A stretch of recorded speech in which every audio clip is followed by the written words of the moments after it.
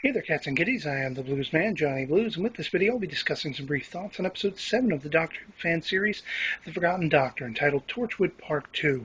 And let me go ahead and, basically get it out there, a spoiler warning. It's going to be pretty hard to talk about this episode without actually spoiling some big chunks of it.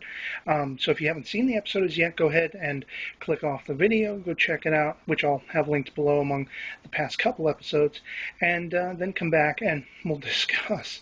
For those sticking with me, let's rock and roll. This episode, going into it, I knew that this was going to be the mid-season finale, kind of, for The Forgotten Doctor, and I had actually been surprised by that.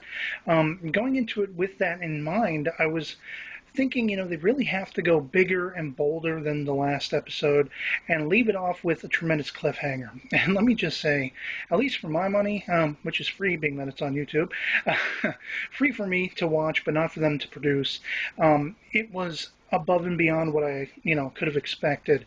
We're talking roving Daleks. We're talking, Yvonne Hartman, the leader of Torchwood, basically being betrayed right in front of her by Daleks and the Master.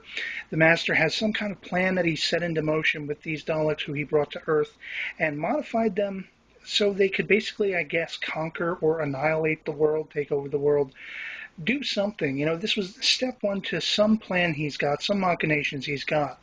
And basically seeing him best the Doctor in a way that was very interesting. It was very phenomenal, I thought, that basically the Doctor comes into this situation and he does what he does best. He tries to save the day. He tries to help people.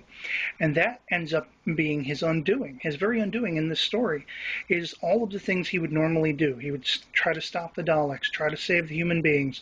He loses his companion Sasha, who we know there is probably more going on with than, even the Doctor himself knows. Maybe even she knows herself. The Master seems to know, and he seems like she is an integral part of whatever his plan is by the end of this. So you have, the Doctor coming in, saving the day as best he can, but this leads to more and more destruction. I mean, it destroys the entire Torchwood compound, and basically he creates an enemy with Yvonne Hartman, the Torchwood, sort of lead boss lady, if you will. And it's just, I love the performances in this. I love all of the Daleks. They look really nice, really shiny, gleaming. The effects of them killing people look exactly like you see on Doctor Who proper.